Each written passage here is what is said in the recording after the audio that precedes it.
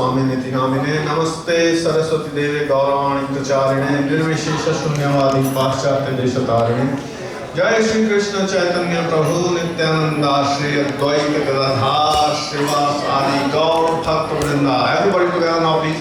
Hare Krishna, Krishna Krishna, Hare Hare, Hare Ram, Ram Ram, Hare Hare.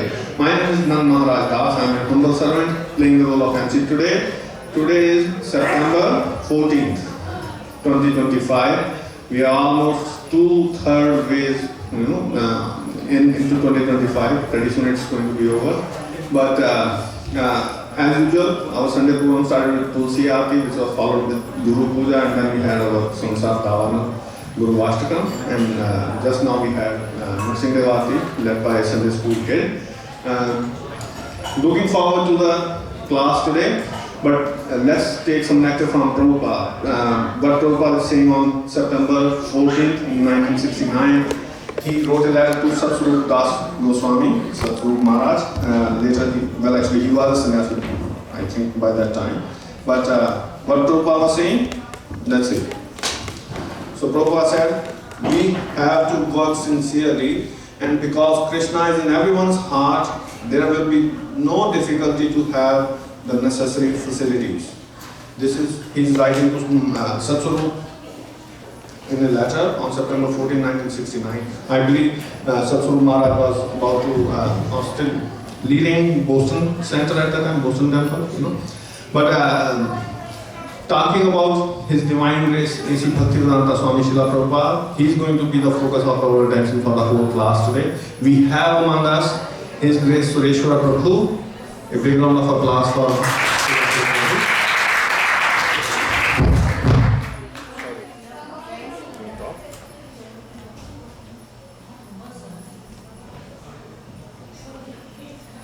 went off.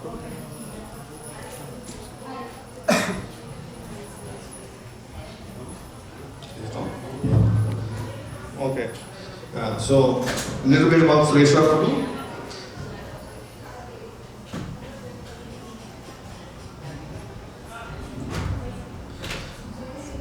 So, His Grace Sureshwara Prabhu joined Hare Krishna movement in 1970. So we just read a letter from Prabhupada in 1969, so not much after that. Prabhu joined Hare Krishna movement in 1970 and received first and second initiation in 1971 and 1972 from Srila Prabhupada. Over the years, Sureshwara Prabhu service has centered around Srila Prabhupada's books, studying them, distributing them, and helping to produce them, writing articles based on them, and teaching from them. So Srila Prabhupada's books, that is what Prabhu's specialty is. In 2011, while teaching at the Mayapur Institute for Higher Education, his concern over the lack of understanding many younger devotees were feeling for our founder Acharya, His Divine Grace, A.C. Bhaktivedanta Swami Srila Prabhupada, led him to develop a series. And he said he came up with the series Srila Prabhupada, our founder Acharya. With the encouragement of the Mayapur Institute and the GBC committee, Srila Prabhupada's position, success, Sureshwara Prabhu began presenting the series around Iskcon in 2012. Since the pandemic, he has been presenting a streamlined edition, condensed version, in all the temples and centers he has been traveling to. Founder Acharya Essentials, helping devotees deepen their understanding with the commitment to and with love for our beloved founder Acharya, His Divine Grace, A.C. Bhaktivedanta Swami Srila Prabhupada. I am personally looking forward to this session. Today's program is going to be a little bit different. Prabhu's class is going to be an hour and a half long, so it will go till 1:30, and after that we will have Prashad. So closing kirtan will be taking a break today. But as I said, Prabhu had been to Iskcon Brampton before too. I think this is his second visit, but I am so looking forward to this session. And why? Because In my Bhakti Vriksha, I lead a Bhakti Vriksha actually. We are doing Prabhupada Dinamrit. So, actually, I'm looking forward to this session to combine the two things. Actually, like, Prabhupada Dinamrit is written by Satsvarup Das Goswami Maharaj. And let's see what Prabhu can, deepen our understanding of his divine grace. Let's give a big round of applause to Sreshta Prabhu. Thank you very much. Hare Krishna.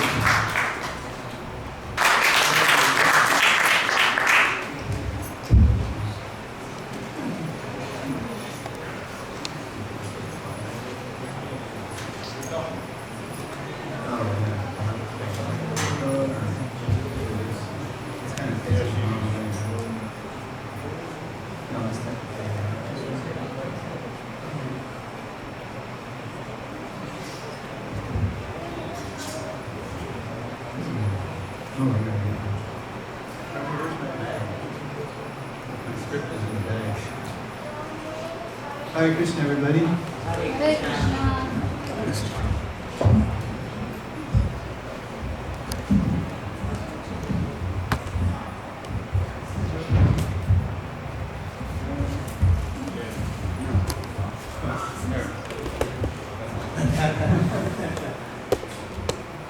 Nice to be back in Brampton. I remember coming here in 2018.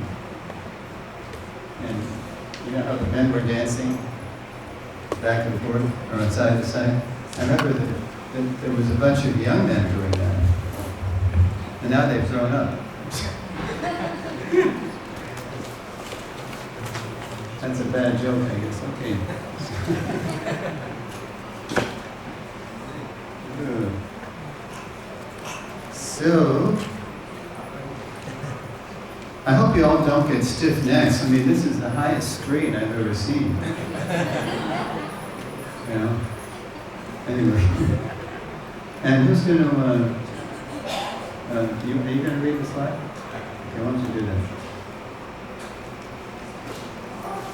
Okay, so this, as Prabhu mentioned, I've been doing this Founder Acharya seminar series since 2012, but during the pandemic, I developed a condensed version for Zoom.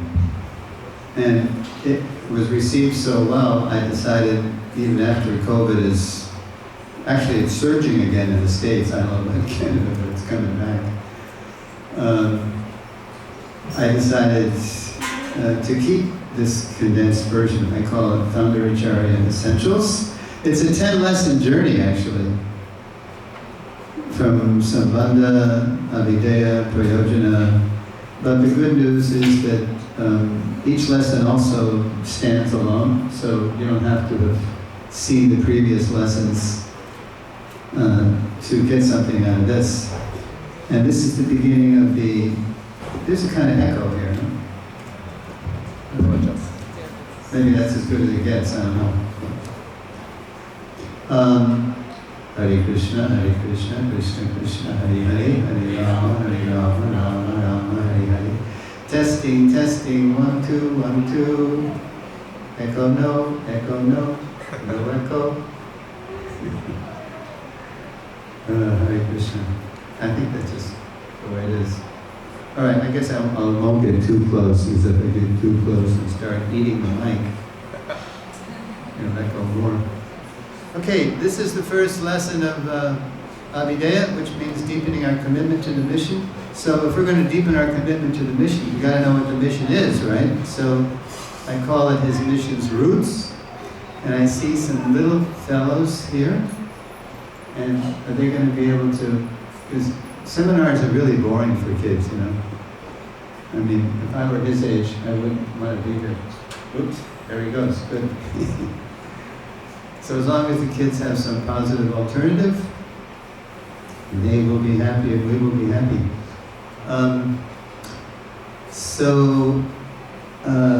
His mission's roots. This lesson roughly corresponds to the first volume of the Lilamrita, which is called what? Does anybody know what the first volume of the Lilamrita is called? Maybe you haven't read the Lilamrita. How many people have read the whole multi-volume Lilamrita? I was lucky enough to be, I was part of the team, the research team. for Satsguru Maharaj. And then, of course, there's this condensed Prabhupada 1 volume. That's something, but you got to read the whole thing. If you really want to get inspired by Srila Prabhupada, then read the whole thing. And I was so happy to hear from Hari Leela Prabhu from Mayapur that now they've made a course based on the Lilamrita. That's great. I'm going to tell Satsguru Maharaj. All right, so in my bag is my glasses. Oh, here it is. Okay. Yep. Old age.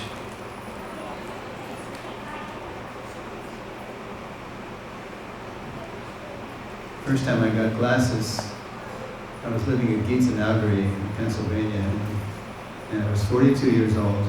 And I went to the optometrist and he said, yep, you need glasses. And it only gets worse from here. And if somehow you avoid needing glasses, he said, if we don't get you, the undertaker will. Okay, thanks a lot, bro.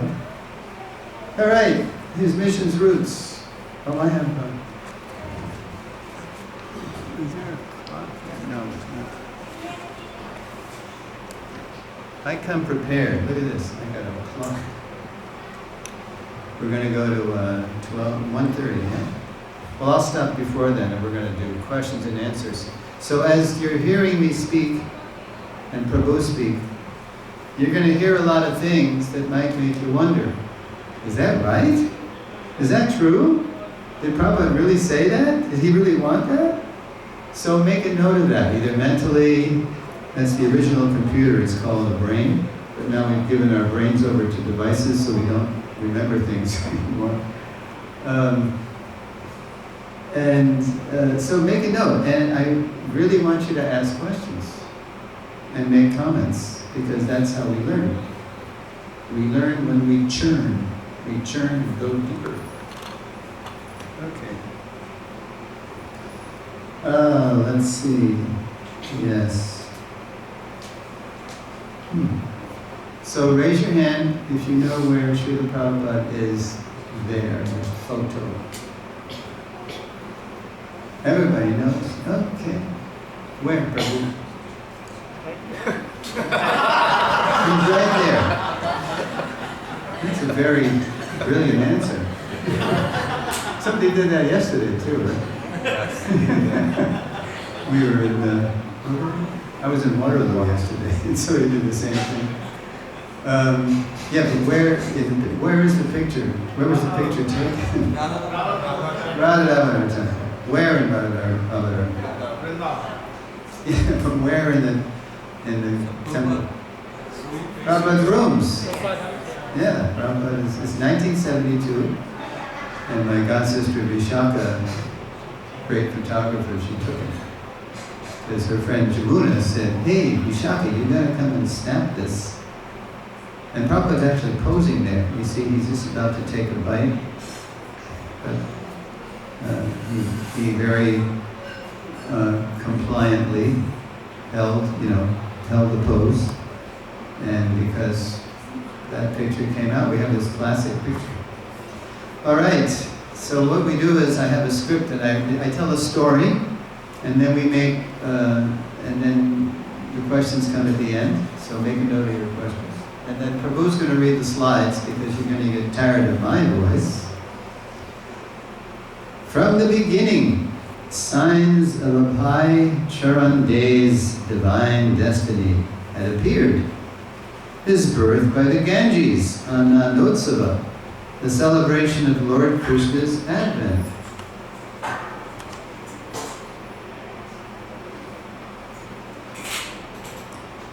Let's see. Oh no, that's not it. His childhood devotion to deity worship. We were lucky because after Prabhupada left, physically left, all the artists were still in LA, in Los Angeles, all the BBT artists, they were still there. And Satsur Maharaj was commissioned by the GBC to write the authorized biography of Srila Prabhupada. And so the artist that had been painting pictures for the books that you all know the paintings, and then they just started painting pictures for the Lilamrita. It was great. All these very accomplished, devoted artists, so we're very lucky. So the signs, what were the signs of Prabhupada's divine destiny? His childhood devotion to deity worship, especially Ratha Yatra, Lord Krishna's chariot parade, his pure devotee father's constant prayer that his son become a great preacher, and his stars and palm affirming that at the age of 70 he would cross the ocean, become a powerful spiritual leader, and open 108 temples.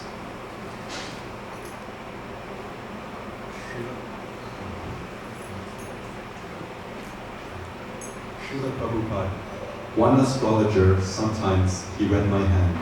He said in Hindi, Hukum Chalega. Hukum chalega. Your hand speaks that your order will be executed. So you see the reference there. Prabhupada, he would reveal a lot about his life before coming to the West, especially at appearance and disappearance days of Srila Bhaktisiddhanta Saraswati Thakur. Hukum chalega. Your hand speaks that your order will be executed. All right. Beautiful painting. His mission seed. By his own account, in 1922, when Srila Prabhupada and a friend first met Srila Bhaktisiddhanta Saraswati, he was, quote, Gandhi's devotee. That's how Prabhupada described himself. I was Gandhi's devotee. Dressed in the white cutty of an Indian nationalist and boycotting all things British. So he was surprised by Srila Bhaktisiddhanta's first words to them. Quote, you are educated young men. Why don't you preach Lord Chaitanya Mahaprabhu's message throughout the world? So the person in the foreground on the right, that's supposed to be Abhay Charanday. And I believe the person just to the left of Srila Bhaktisiddhanta is his friend, who Prabhupada said dragged him. What was the name of his friend? Narendranath Bulik. The Buliks in the days, they were related.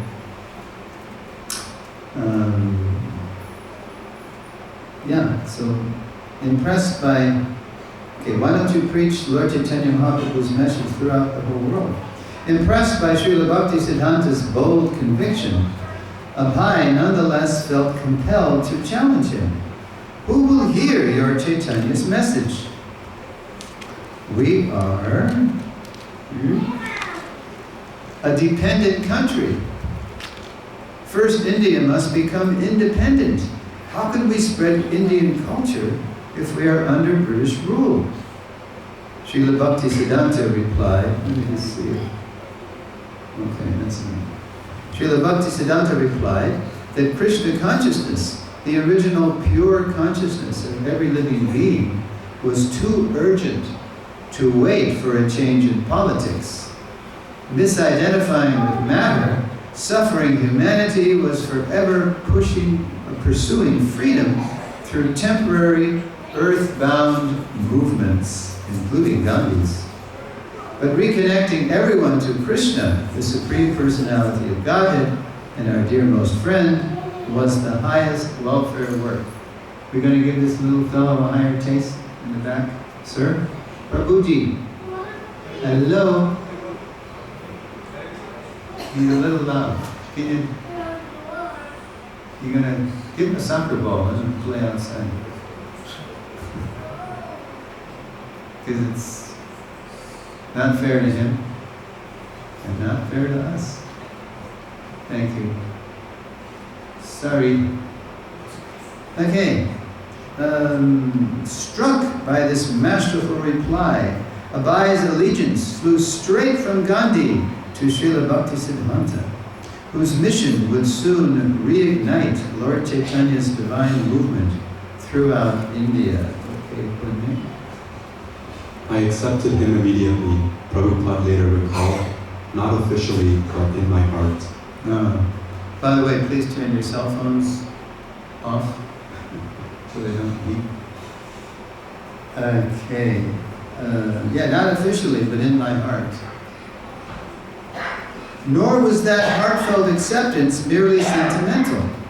In another Srila Bhaktisiddhanta Disappearance Day lecture in Hyderabad, on December 10, 1976, Srila Prabhupada further stated, so Prabhupada, listen to this, quote, so anyway, from 1922 to 1933, practically I was not initiated, but I got the impression of preaching Chaitanya Mahaprabhu's cult. And that was the initiation by my Guru Maharaj. Then officially, I was initiated in 1933. So when Prabhupada said, I accepted immediately, not officially, but in my heart, but actually, Prabhupada later said that because Bhaktisiddhanta was talking about spreading it all over the world and asking him to do that, he said that was the real initiation. Because it's all about spreading. It's not simply some ceremony and then you get a new name and all this stuff. It's about sharing what you're going to learn from the Guru. So right away, Prabhupada got that impression of spreading Krishna consciousness, even though he wasn't initiated. He said that was the real initiation. Already a husband, father, and office manager at a Calcutta pharmaceutical company, Abhay decided to start his own pharmacy, expand the business, and also contribute to Srila Bhaktisiddhanta's mission. So in 1923, he moved his family to Allahabad and started, what was the name of Prayag's? I just gave it away. Prabhupada's pharmacy. Prayag Pharmacy. Yeah. Which soon flourished under his diligent management. His sense of mission would also flourish as he studied the writings of Srila Bhaktisiddhanta and his Gaudiya predecessors, the disciplic lineage from Lord Chaitanya. Now the next section I call initiation. So planting the seed and initiation. In 1928, when senior sannyasis approached Abhay for help starting a branch of the Gaudiya mission in Allahabad, he was delighted to contribute his contacts and resources and later become a favorite speaker and singer at the temple. By 1932, it had been 10 years since Abhay met the saintly person he revered as his spiritual master. That autumn, when he heard that Srila Bhaktisiddhanta was leading a massive parikrama around Vrindavan, the sacred place of Krishna's early pastimes, he briefly broke free from his business to join the pilgrims. Soon after he arrived at Koshi, the devotees were given the choice of visiting the nearby Sheshashayi Vishnu deity, or staying to hear Srila Bhaktisiddhanta give his final talk before leaving the party. That's what His Holiness Bhakti Rakshak Sridhar Maharaj said. So Guru Maharaj said that this is the last day he'll be with the party, so he's giving us all the choice. We can either go see the Sheshashayi Vishnu deity, one of these big, three-altar sprawling, Vishnu deities where the head is one altar and the navel is and the lotus feet is another one. It's so big, it takes up 3 altars. Or you can stay and hear Guru Maharaj. So almost everybody went to see this spectacular deity, except a few real focused on hearing from Srila Bhaktisiddhanta. I think Prabhupada was the only household that recited one more man. Srila Prabhupada. At that time, I think only 10 or 12 men remained, and I thought it wise. What can I see at this Sheshashayi? Let me hear what Srila Bhaktisiddhanta Saraswati will speak.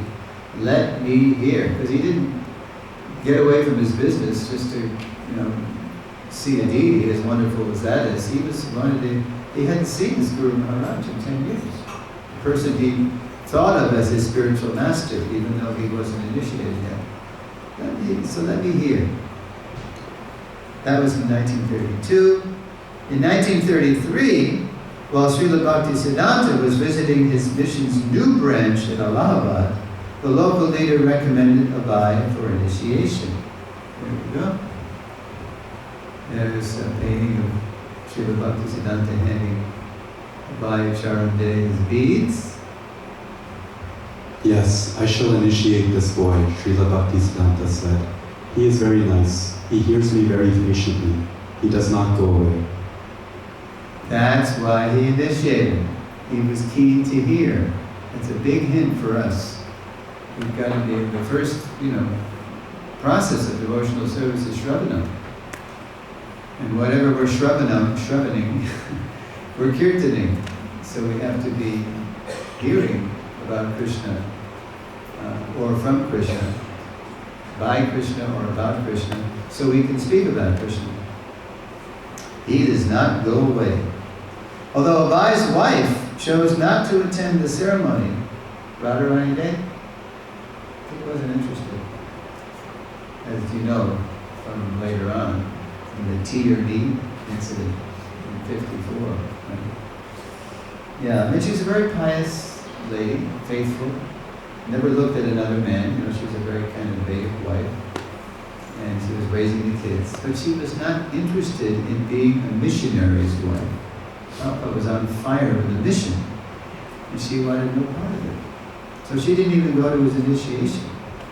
A brother and sister of Prabhupada's did, but she did not. Although Abai's wife chose not to attend the ceremony, a brother and sister were present as Srila Bhaktisiddhanta gave Abai the initiated name, Abai Charanaravinda Das, quote, the servant of one fearless at Lord Krishna's lotus feet. He also gave his capable disciple instructions to study deeply Srila Rupa Goswami's Bhakti Rasamrita Sindhu. Something a lot of people don't know. Right at the initiation, he said, you should study this very deeply, and which Prabhupada would later summarize as the Nectar of Devotion, right? The, quote, law book for devotional service. That's what Prabhupada told us. This is the law book.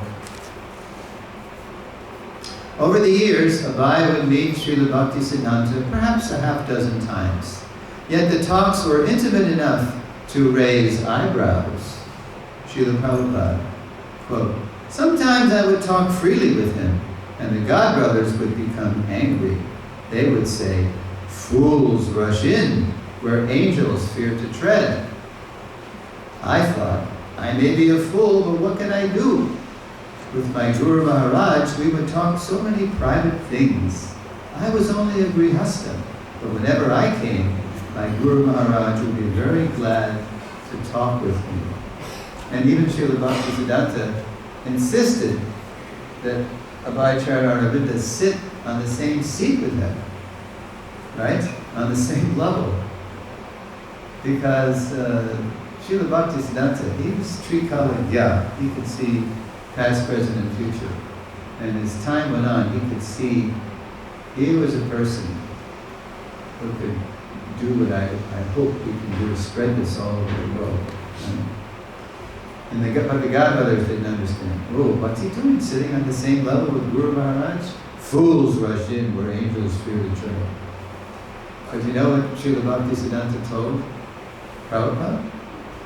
That on another occasion, he told the person who became our Srila Prabhupada, he said, those my disciples who always want to be seen with me, like for a photo op or something, they're simply mosquitoes, simply sucking blood. Yeah. So Prabhupada said, don't be like that. Don't be just attached to the vapu, but be really focused on executing the orders of the Bhanu. Okay, so that was initiation, and now the next section, this gets really intense now. I call it blessings. Although an astrologer had predicted Abai could become one of the wealthiest men in India, in 1934, bad debtors and cutthroat competitors obliged him to turn over the debts and accounts of the Prayag pharmacy to his supplier and former employer in Calcutta, the family friend. It was Kartik Chandra Bose. After arranging a small pharmaceutical works to support his family in Allahabad, Abai and a brother ventured to Bombay, seeking new sales and production opportunities. They're going to go to the big city now, Bombay, the gateway to India. And Prabhupada thought, okay, I'm predicted to be another Birla, so this is where it's going to happen. It's going to happen in Bombay. Krishna had other plans, so that's what I say here. Lord Krishna, it turned out, had greater opportunities in mind. Krishna made Prabhupada rich spiritually much later. As in Allahabad, Abai met senior Gaudiya Math sannyasis, this is in Bombay, who asked him to help them start a mission branch in Bombay. Because in Allahabad, where Prabhupada got initiated, he was one of the main people that, he gave the Atulananda Brahmachari the contacts to approach, men of means, wealthy men, and devotionally minded people to help them start a center. So the same thing.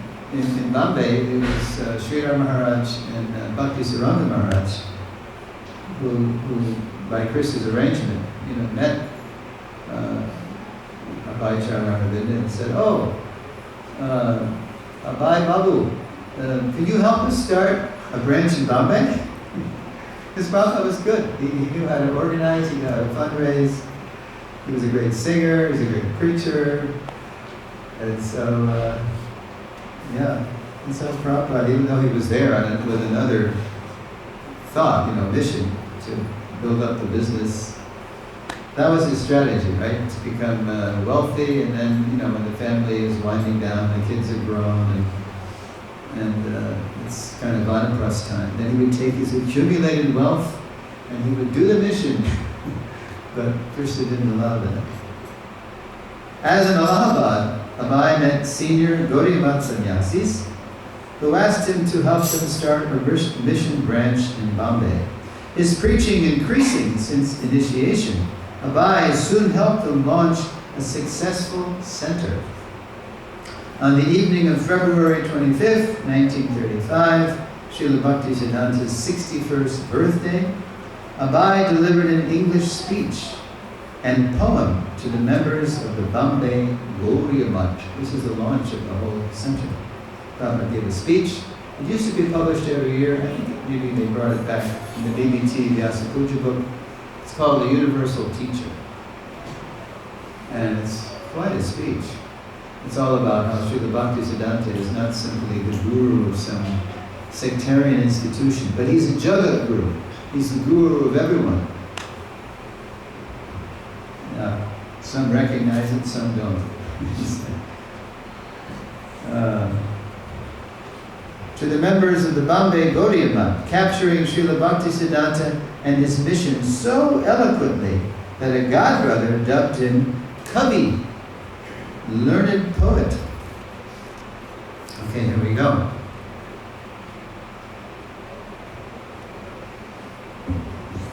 His creeper bless. Yes, this is the first of three major blessings that Prabhupada received from his Guru Maharaj in 1935. Three major, this is a big year in Prabhupada's life. Let's see. Especially pleasing to his spiritual master was the couplet. So Prabhupada wrote, he gave the speech, and then he, this poem. Adore, adore ye that holy day, blessed in heaven, sweeter than May, when he appeared at Puri, that holy place, my Lord and Master, whose divine grace. So it's a whole beautiful poem. I mean, Prabhupada is so poetic. But there's one couplet that it was especially pleasing. You probably know it. Especially pleasing to his spiritual master was the couplet, quote, absolute ascension thou hast proved, impersonal calamity thou hast moved. And now we're going to hear Prabhupada recite it. Wow. Prabhupada's own voice.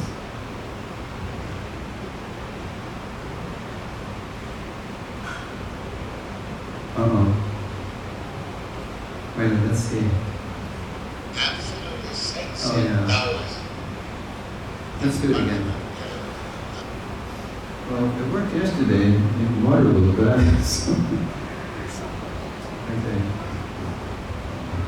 I mean, it'd be nice if you could really boom this. Here we go. I think we'll put it here.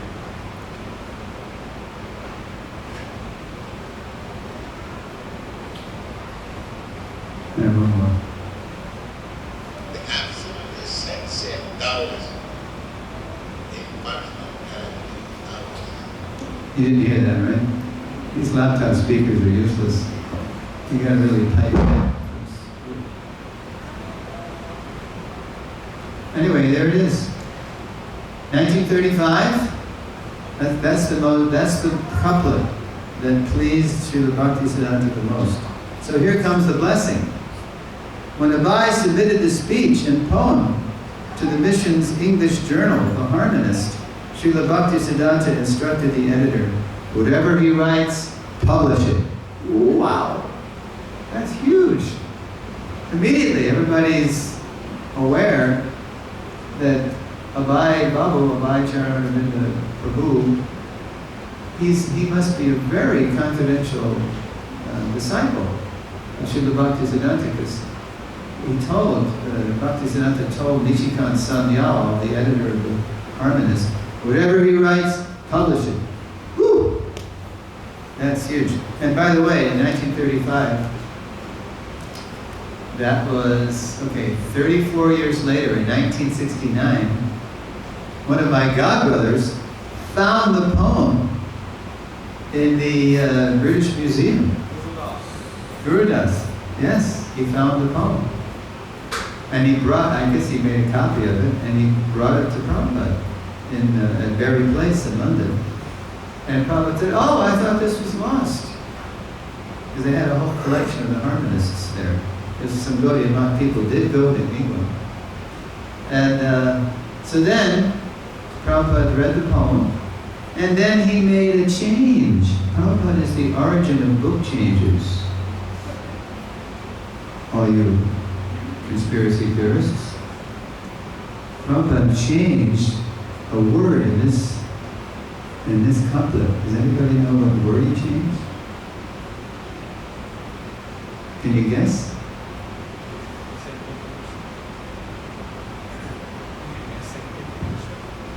Can you? Here, say it. Prabhupada replaced sentient with Krishna? No, sentient is what he wanted to say. And why Bhaktisiddhanta liked this? Because it was defeating impersonalism. Right? Absolute is sentient, has senses, is conscious. It's a conscious being. It's not simply some impersonal word. No, there's another word. I'll give you a word. No, not calamity. There's a word there that isn't quite, as the French say, le mot juste. It isn't quite the exact word. I mean, it's sort of, you can sort of guess what Prabhupada meant by this word, but it's, anyway, I'll give you a hint, it's the last word. Prabhupada changed moved to removed. Impersonal calamity, thou hast removed. That's actually what he intended. That's what he meant by moved. It's sort of a poetic way of saying removed.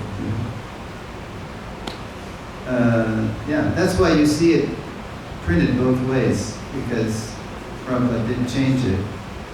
But this is the way he originally wrote. Okay, so that's blessing number one. Whatever he writes, publish it. Woo!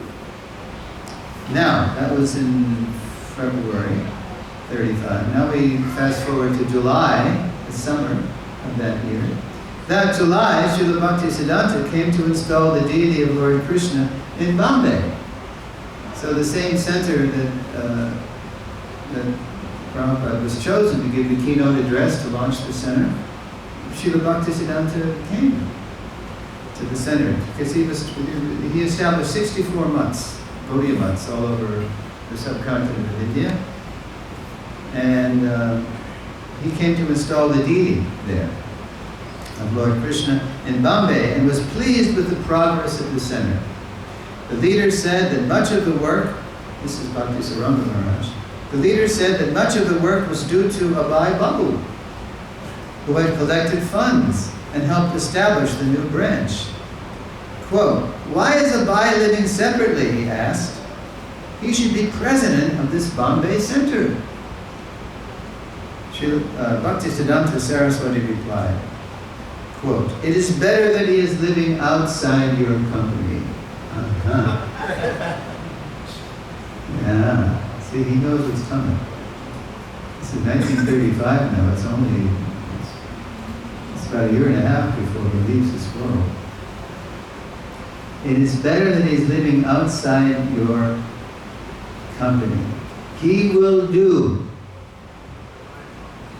When the time comes, he will do everything himself. Sounds like a prophecy, right? He will do everything himself. You don't have to recommend him. Back off, right? You don't have to recommend him. Close quote. Mystified, and now Prabhupada wasn't there, but he heard about it. Mystified by what he heard his spiritual master had said, Prabhupada later reflected. So this is an exact quote, what Prabhupada told us. Quote, "That means he was so kind that he expected I shall do something. That was my asset, his blessing. And I was thinking that this mission must be done very nicely. So desire was there, and maybe blessing was there, yes. There was no question of qualification." And Prabhupada said this in 1977, giving Bhaktisiddhanta full credit for the success that he had had. It was due to the blessings of my Guru Maharaj. He will do. Ooh, okay. Now, here's a real heavy, that was in July, and now fast forward to November 35, very heavy blessing. Heavy. Remember how in 32 he was in Vrindavan, in Brajmandal anyway, at Koshi, hearing his Guru Maharaj. And now it's November 35, 3 years later. Okay. And the reason I held off putting the blessing slide is because you see in that picture, Bhaktisiddhanta is looking very concerned. November 1935, once again found Abai with his spiritual master on Vrindavan Parikrama. This time at the most sacred place for Gaudiya Vaishnavas, Radha Kund. Walking with his intimate disciple, Srila Bhaktisiddhanta confided in Abai grave concerns about dissension among their ranks. Since a wealthy Calcutta patron had constructed a palatial headquarters for the mission, his senior disciples had been quarreling over who would have the best room. Yeah, they were very happy at Altadunga Junction. But this fellow, Jagabandhu, one of these Kurpatis, he built this big palatial place at Bagh Bazaar. And so, after Srila Bhaktisiddhanta's leading disciples, they began quarreling over who would have the best room. If in his presence his leading preachers were becoming attached to position and opulence, what would happen in his absence? Oh boy.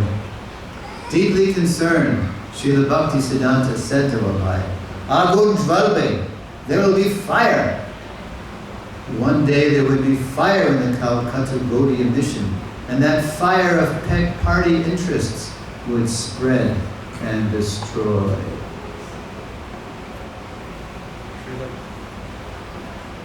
Srila Bhaktisiddhanta then said directly to Abhay, Amara Icha Chila Kichubai Karana. I had a desire to print some books. If you ever get money, print books. If you ever get money, print books. This is the origin of Prabhupada's emphasis on book production and book distribution. This moment at Radhakund, 1935. Standing by Radhakund and beholding his spiritual master, Abhay felt the words deeply enter his own life. If you ever get money, print books. Yeah, and therefore Prabhupada told us, therefore I'm whipping you. I'm whipping you. Distribute book, distribute book, distribute book. Yeah. That grave blessing highlighted, and we got that blessing, but it highlighted a grave reality in Abhay's life. Although he was trying to execute his spiritual master's mission by becoming wealthy, his Bombay business ventures were not bearing fruit. Krishna would not allow him to become materially wealthy. That was Krishna's plan. Despite Abhay's assurance, he had new plans to expand. He was always trying. His situation especially disturbed his wife. Whenever Abhay visited his family in Allahabad, he tried to involve her in preaching programs at home. But when interested guests would come, she stayed with the children in another room, sipping British tea. Now, you might get an impression from reading this, from hearing that Radharani Day was some kind of villain. She was some kind of obstacle. But listen to this. And this is, by the way, you're hearing the latest edition of this Prabhupada journey, which I've been doing since 2012. And the information and the realizations do evolve. This is a lot different than when I started doing this in 2012. So recently, I was reminded by Prabhupada Memory Series DVD number 28, a godbrother of mine, whose name is Abhiram Prabhu, who was Prabhupada's nurse in Prabhupada's last year. Tamal Krishna Maharaj was there, Bhakti Charu Maharaj was there, Kirtanananda Maharaj, Abhinanda Maharaj at the time. But Abhiram, he was a householder, and he was serving as Prabhupada's nurse. And sometimes he was all alone with Prabhupada, as the others were doing other duties. And so, listen to this. An aside is in order here. Although Radharani Day's tea habit would later become the trigger for her husband to leave her and their grown children, in 1976, Prabhupada said with remorse, this is in 76, I stand corrected, it wasn't just in the last year. I have to check that. So, Prabhupada said with some remorse to Abhiram Prabhu. This is what Prabhupada confided to Abhiram. Quote, my wife was very tolerant.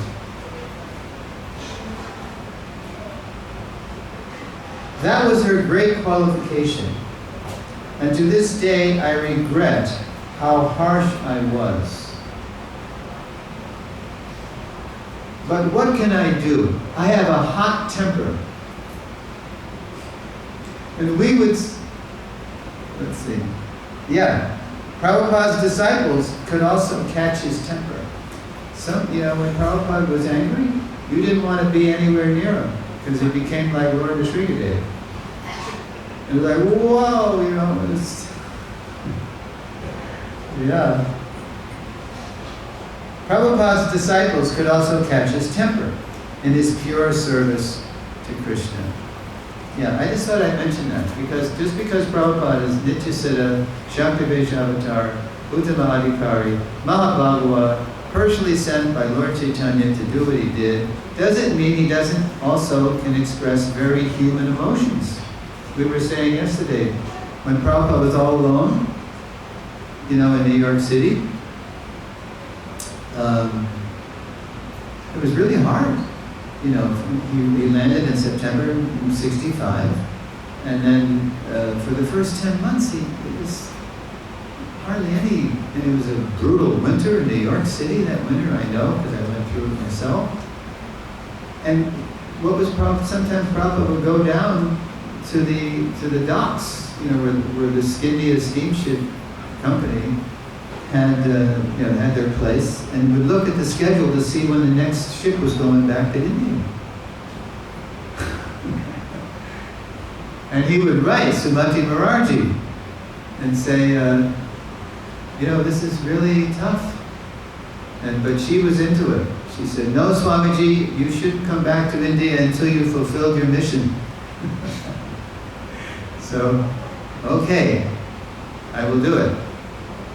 And he was putting his Bhagavatams, in alternative bookstores, and then he would go, what was the name of that bookstore?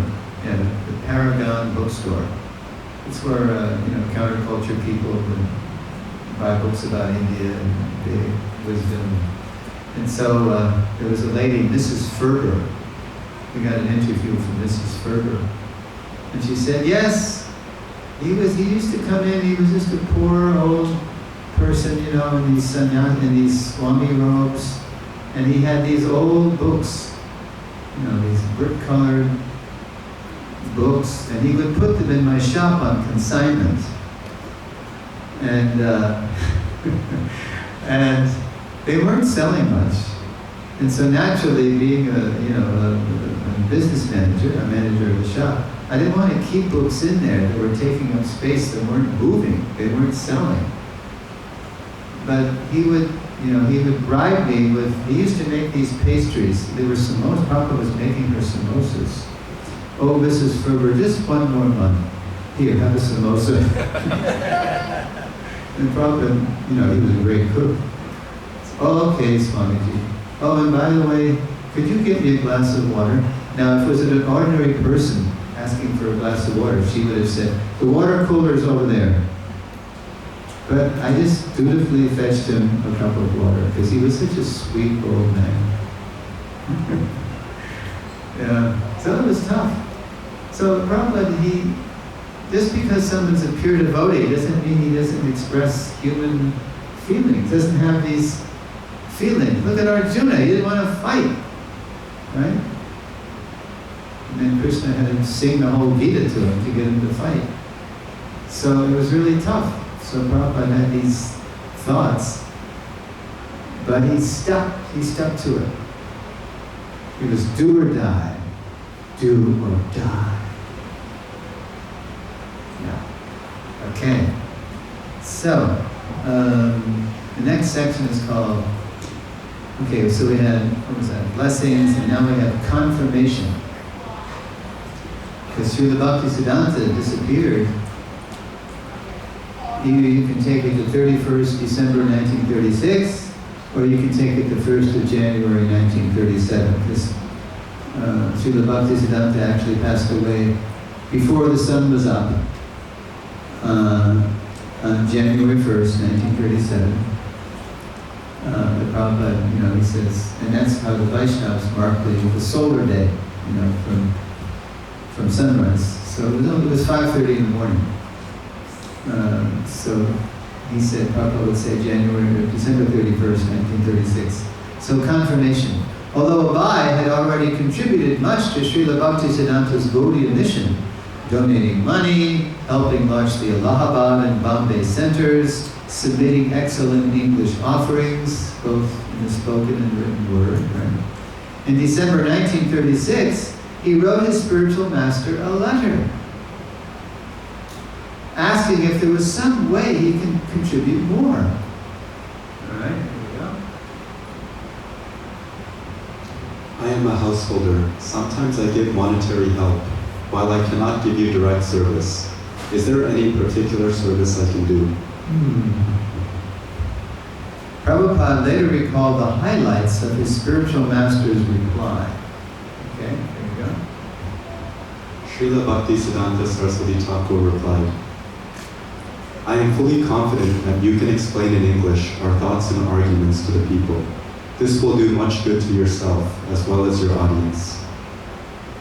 I have every hope that you can turn yourself into a very good English preacher if you serve the mission to inculcate the novel impression of Lord Chaitanya's teachings in the people in general, as well as philosophers and religionists. So the thing that Srila Bhaktisiddhanta had requested when he first met Abhay Charan now was confirmed, because by then, 14 years later, Srila Bhaktisiddhanta saw, yeah, this person can do it.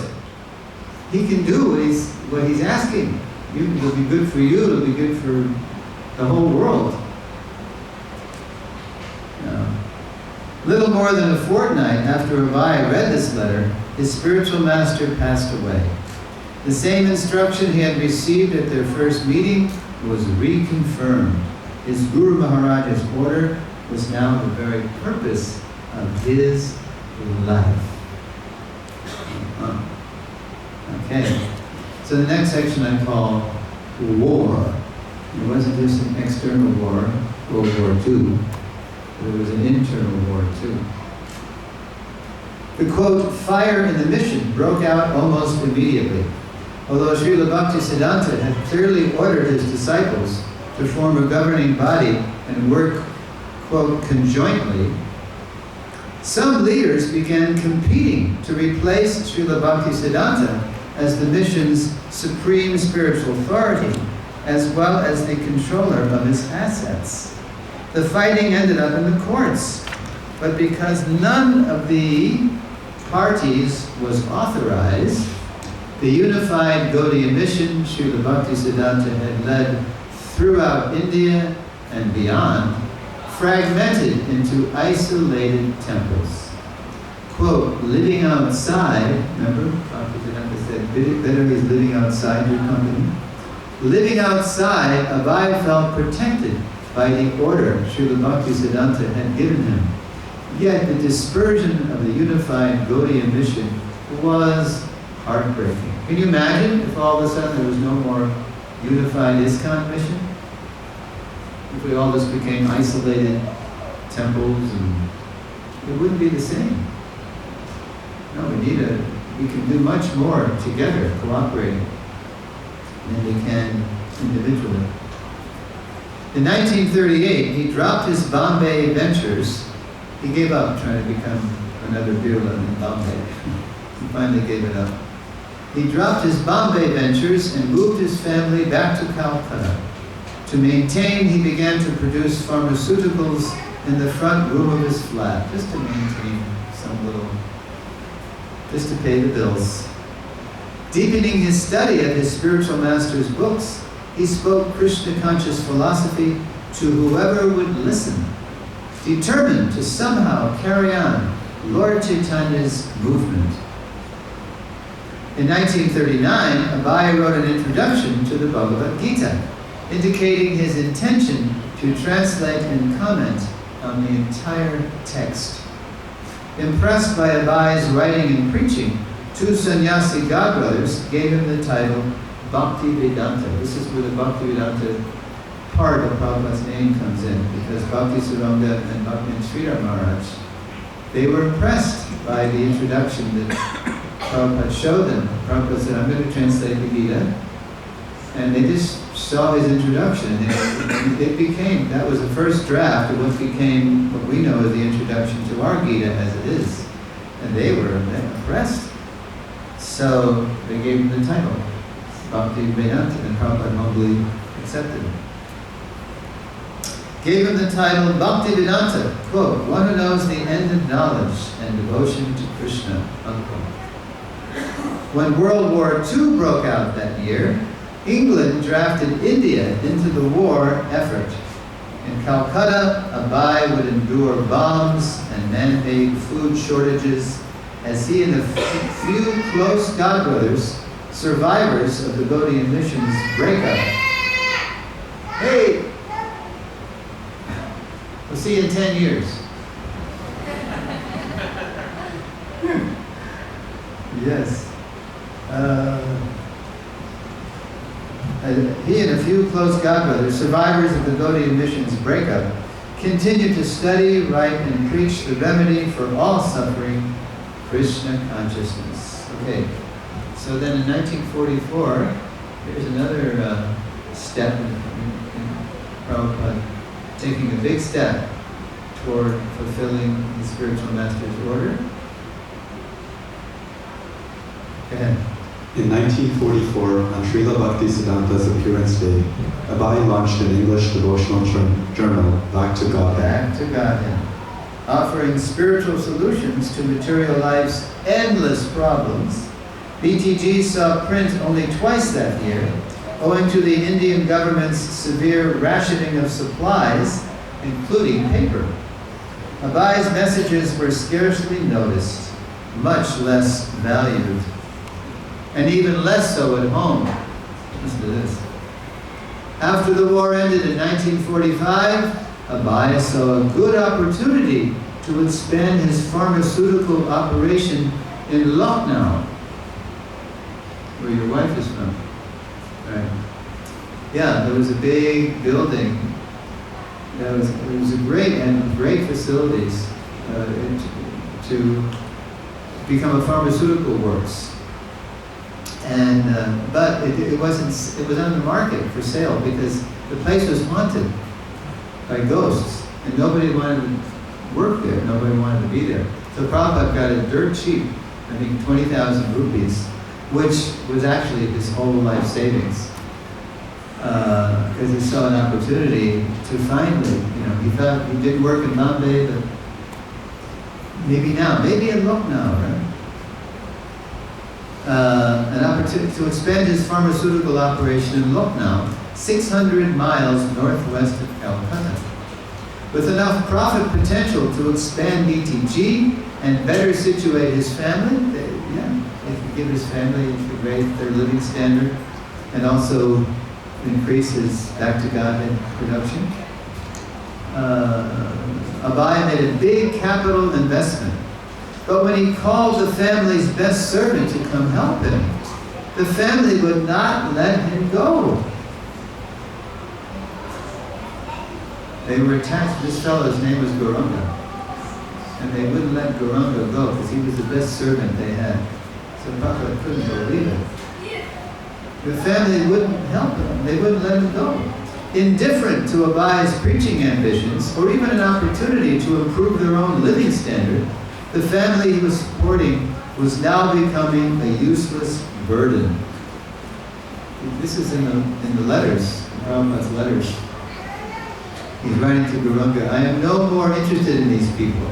He's talking about his own family, his wife and his children. They're not, But he still didn't abandon them because he was dutiful. But by now he's entering kind of like a Vanaprastha phase. Around this time, Srila Bhaktisiddhanta began appearing to Abai in dreams, asking him to enter the renounced stage of life and preach full time. Yet he felt unprepared to live as simply as his renunciant godbrothers. So, Prabhupada would later recall, those dreams horrified him. You hear Prabhupada tell us on the recordings, I was horrified. Guru Maharaj, he wants me to take sannyas? I cannot live like my simple sannyasi godbrothers. Uncooperative though his family was, he dutifully continued to maintain them while looking for opportunities to advance his mission. Now he's really, because he's in vanaprastha mood, he's really looking more, not to expand the business so much, but to expand the mission. His mission from his Guru Maharaj, right? Okay, so now we're going to look at the section I call the spark. Now we're being invaded by the younger generation. What are we gonna do? Okay. Huh? Oh, okay. Well, enjoy the sunshine, kids. Ew. Okay, this is called the spark. Although victorious in the war, Britain would soon lose India to Mahatma Gandhi's nationalist movement. Actually, it was Subhash Bose, right? Who really scared the British. The triumph of his former hero gave Abai an idea. There we go. In July 1947, Abai wrote Gandhi a letter. Here's an excerpt. I am your unknown friend. You should therefore take a note of warning from your insignificant friend like me, that unless you retire timely from politics and engage yourself 100% in the preaching work of Bhagavad Gita, which is the real function of the Mahatmas, you shall have to meet with such inglorious deaths as Mussolini, Hitler's, Tojo's met with. Yeah, all these World War II villains, right? So he's telling his boyhood hero, if you don't retire timely, because it was a saying, right? Either Gandhi is a politician among saints or a saint among politicians. He was on both sides of the fence. So Prabhupada was warning him, sooner this politics is going to get the better of you. You're going to lose your life. Prabhupada later recalled, quote, I wanted to start this movement from India. I even requested Mahatma Gandhi that, Mahatmaji, you have got some respect all over the world, and you are known as a great student of Bhagavad Gita. Now you have got your Swaraj. The Britishers have gone away. Let us preach Bhagavad Gita. He said in the letter, look, just give me 1 month. I'll teach you the deeper meanings of the Gita. And we can really bring glory, peace to the world and glory to India. We can show the whole world the glory of India is in its wisdom. My letter might have reached him or not reached him. The secretaries might have rejected, but then he was killed. Uh-oh. What did God say, right? A Hindu extremist. He thought Gandhi was being too soft with the Muslims. Abai's letter now proved prophetic. Although he had hoped to engage Gandhi to advance Lord Chaitanya's mission, Gandhi's demise would soon give the first shape to Abai's plan to revive the Gaudiya mission. As Prabhupada later recalled, I had my plans and Krishna had his. So that's as far as we take this mission's roots. And now, I'm going to show you one more slide, which is going to give you a hint of how to ask questions and make comments. Because the tendency is, when people raise their hands, they want to ask about anything and everything in the universe that's got nothing to do with this lesson. But I want us to churn the points of this lesson and go deeper. So please do that. So here's, okay, Prabhu, you're going to read it. Lesson 4, his mission's roots and learning outcomes. By now we should be able to recall some early signs of Srila Prabhupada's divine destiny. Identify the seed of Srila Prabhupada's worldwide mission. Recall why Srila Bhaktisiddhanta initiated Abhay Charan Day. This is all covered in the lesson. You should remember. Identify 3 special blessings Srila Prabhupada received from his Guru Maharaj in 1935. Recall how Srila Bhaktisiddhanta confirmed Srila Prabhupada's mission in life. Recall what inspired Srila Prabhupada to start Back to Godhead magazine. Recall why Srila Prabhupada's letter to Mahatma Gandhi was prophetic. Okay, so in terms of those learning outcomes, are there any questions or comments about this mission's roots? Don't all raise your hands at once. Okay, Prabhu. Let's get a mic. Hare Krishna.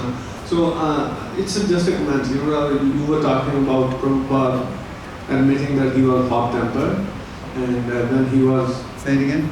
hot-tempered. Hot tempered, yeah. Yeah, and when Prabhupada was angry, he will dish it out to his disciples. I remember Gurudas Prabhu talking about it, and he will say sauce. Prabhupada will serve sauce. Sauce, that was the term. So the first time the devotees ever saw or heard sauce meant, sauce means something hot. Sauce was in 22nd Avenue in 1966, and Prabhupada was giving Gita classes. And so, but Prabhupada had not published his Gita yet. There was no Gita as it is. He was just speaking, because he was translating it. He had done it before, but the manuscript was stolen. And so Prabhupada dutifully just started over. And so they came to the famous Manmana Bhavamat Bhakto, the last verse of the 9th chapter, the most confidential knowledge. And Prabhupada, he was using, for the translations, he was using Dr. Radhakrishnan's Gita, Dr. Sarvapalli Radhakrishnan, the president of India, Gita. Because as Prabhupada told the devotees, because the translations, they're 90% accurate. Of course, the purports are all, his commentary is all rubbish, but the translations are accurate. But he was dealing with people, he was speaking to people in the room on 22nd Avenue, who were coming from impersonal and voidistic backgrounds. They had been reading Vedanta and stuff, but that was all impersonal stuff from the Ramakrishna mission, right? So, so Prabhupada gave a lecture on 934, and then, anybody know that verse? Manmana Bhavamat Bhakto Madhyajimam Namaskuru Madivaishasi Yudvaivam Matmanam Matparayana. Engage your mind always in thinking of me. Offer obeisances and worship me. Be completely absorbed in me. Surely you will come to me. The personal pronoun is mentioned there several times. It's a person. Man, mana, bhavamat bhakto, mad, yaji, mam. Is me, a person. So Prabhupada says, any questions or comments? And one of the listeners, Keith raised his hand and he became Kirtanananda.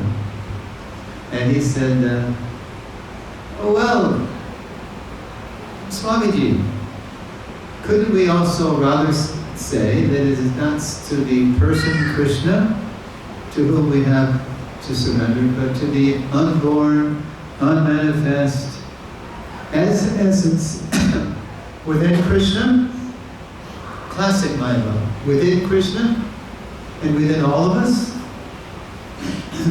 And Prabhupada, he just sat there listening to Keith speak. Oh, here we go. This is easier. I took a pill, so I'm not blowing my nose. So he just let Kirtanananda speak. And Kirtanananda is, or Keith, I mean, he was the son of a Baptist preacher, so he could speak. He could give sermons. So he just went on and on and on. And so finally he started to run out of gas. And so so Swamiji saw that, so Prabhupada said, are you finished? It was like, whoa. So are you finished? And Kirtanananda would always tell this story later. The first time we saw sauce. And when Keith nodded his head to indicate that he was finished, then he said, and then Srila Prabhupada became like Lord Nrsimhadev. His whole face changed. He became like, Have you seen that movie? The Shrika movie? Avatar? Yeah. It's like that. You know, it's like...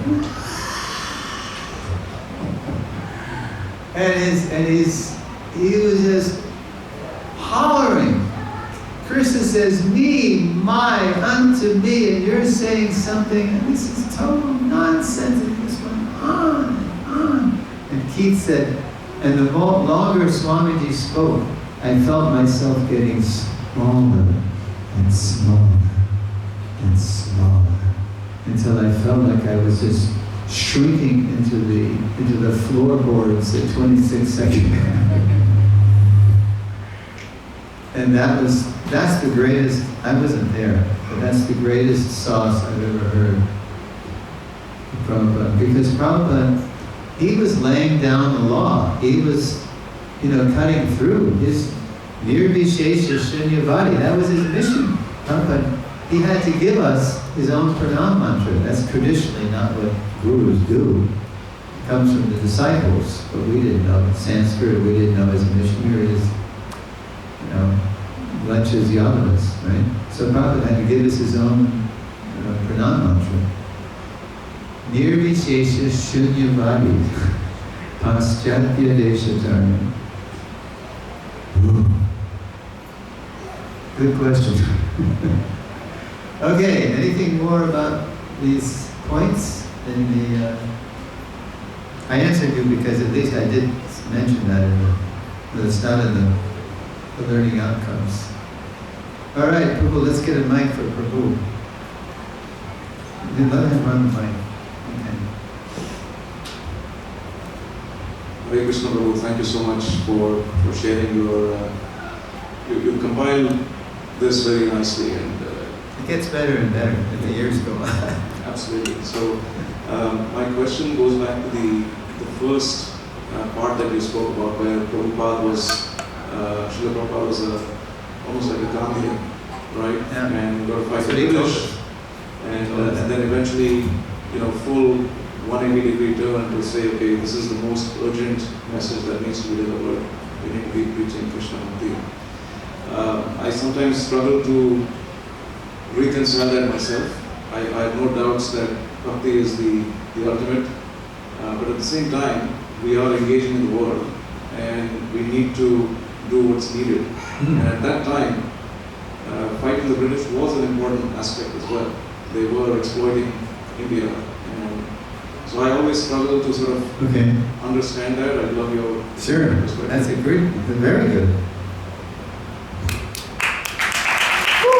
What's your name, Prabhu? Aniruddha Prabhu. All right. So, a couple of things. One is that Srila Bhaktisiddhanta was also challenged like that. By who? Anybody know? None other than Subhas Chandra Bose, who was 1 year ahead of Prabhupada at Scottish Churches College, who was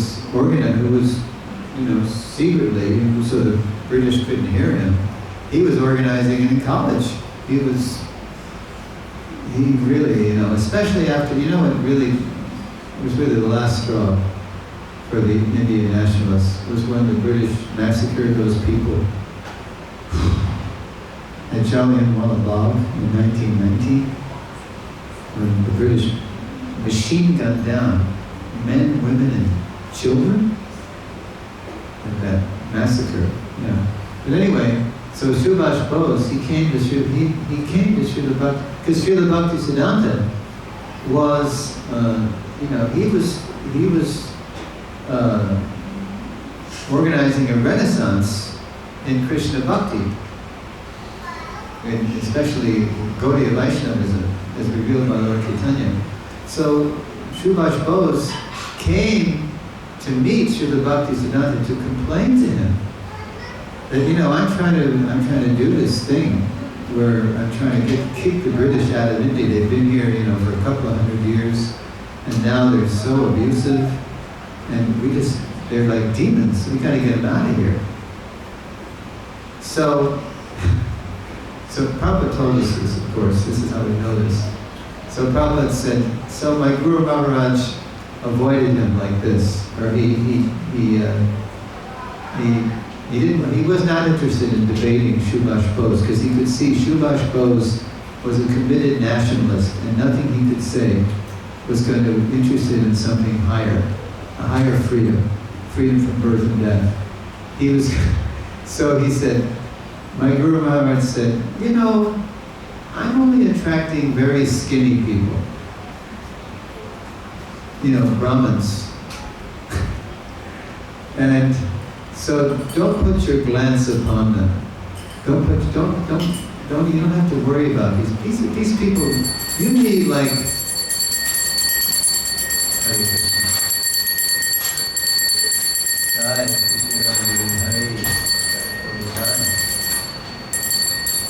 you need Sikhs and Gurkhas. And that's who was maintaining the British Empire. Sikhs and Gurkhas. But when Subhash Bose started attracting them, and the British saw, okay, we're not going to be able to maintain our empire. We've got to get out of here. So Bhaktisiddhanta just, these people will be useless to you. Now, that's one thing. That's one point. The other point is that Prabhupada, we have this phrase in America, I don't know if you folks use it, but it's called spiritual bypassing.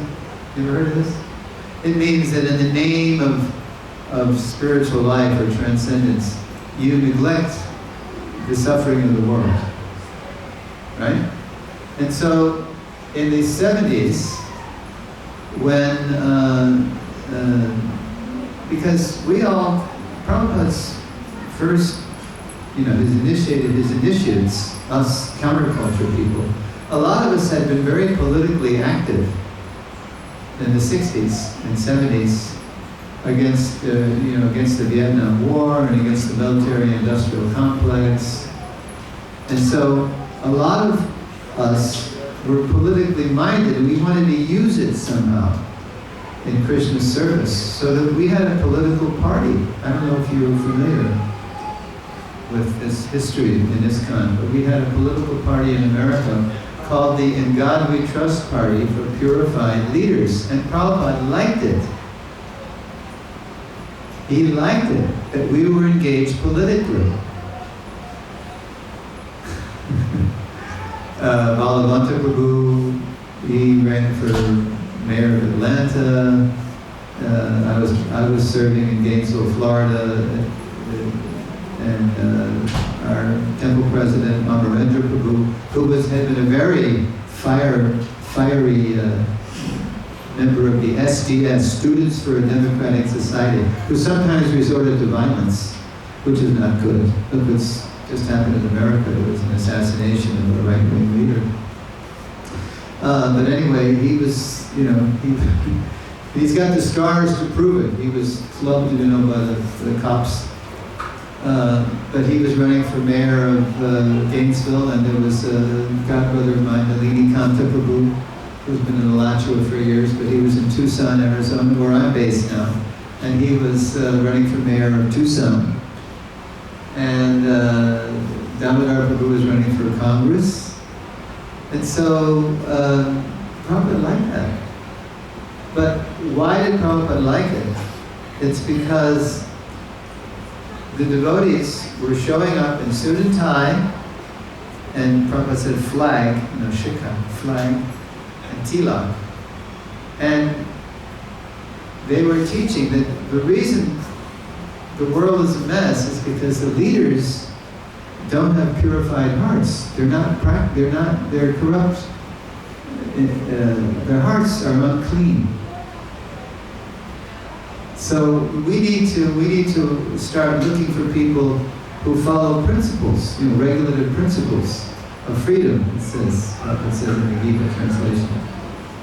And so Prabhupada really was proud of us. You can hear his recordings where Prabhupada says yes, and they're speaking this, and they're making the newspapers and the radio and the TV, and it's true. That's why Prabhupada liked it, because there was a spiritual component in there. And also because we were getting to the root of why the world was suffering. is because there's so much corruption. Why? Because politicians, they're just really out for their own, they're just out for votes, more or less. I mean, some are more nobly motivated than others. Was that all right? Or did you want to say more? That's okay? Yeah. So with Subhash Bose, you got to see how people are. And Prabhupada was in Calcutta once. There was a big pandal in Calcutta, and in Bengal, there's the communists. They call them Naxalites. So they all came to a pandal once, and they were really mad because there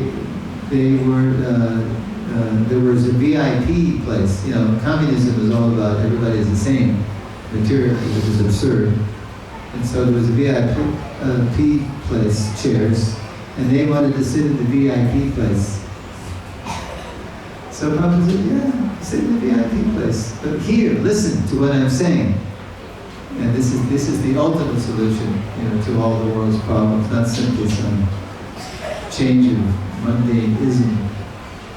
Okay, let's see what time we have. It's pretty close to 1:30 when we're going to have prasad.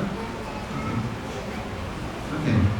All right. I gave there's 3 lessons up already on the Toronto website. I gave it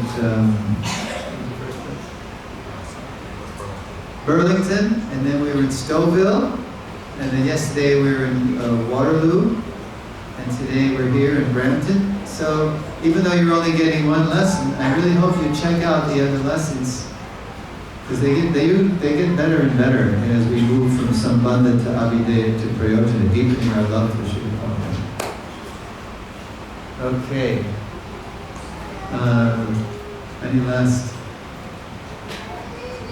On the phone, Prabhuji, he said, Prabhu, I hear you can do Prabhupada's voice.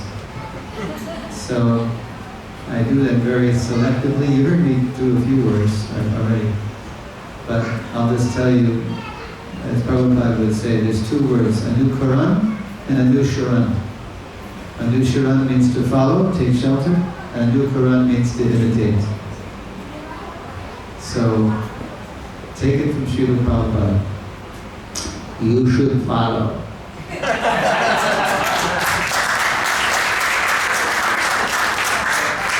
You should not imitate. That's all I'll say.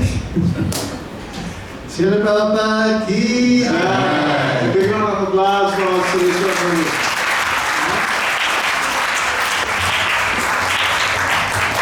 It is so enlightening to hear about the times that Prabhupada in 1966, when in June of 66 he started Iskcon at 26 2nd Avenue. I myself am kind of addicted to that. I have read the Miracle on 2nd Avenue. I have read that Wit and Wisdom of Srila Prabhupada by Guru Das, and I'm reading currently actually Yamuna Mataji's biography, on life of devotees' life, But listening to Prabhuji, there's so much wisdom and so much nectar. A big round of applause for Suresvara Prabhuji. Thank you very much, Prabhuji. And we look forward to see you again. When you're coming next, please do come to Iskcon Brampton too. Not only Toronto area. But continuing with our program, book distribution. Is Prabhu here? Sahil is here. Otherwise, I will have to go into my phone to get to the book distribution stores for this week. 64? Very nice. Oh, Rasta Prabhu is here. So 64 books were distributed, and we are still behind in our Srimad Bhagavatam sets. As Prabhu was mentioning, Purnima was this past week, but we had till December to reach that 110 or 108? 101. So we are, I believe, at 61 or 62. We still have 38 more to go. Please help us distribute the Srimad Bhagavatam sets. And so another few announcements. Please take care of your children. You see the posters here at Iskcon Brampton that your children, your responsibility. Kids in the club must be under adult supervision all the time. because we are trying very, very hard to keep our safe temple of art from Rasua. We don't want to lose that. So please take care of your children and let's get set for Prasadam. Get up and we'll sing the Prasadam prayers and have Prasadam. Yeah, birthday celebration. I know Dhananjay Krishna Prabhu and Priya Sundari Mataji, they celebrated their birthday. So we are going to have a cake here. Please come. We will have a table here.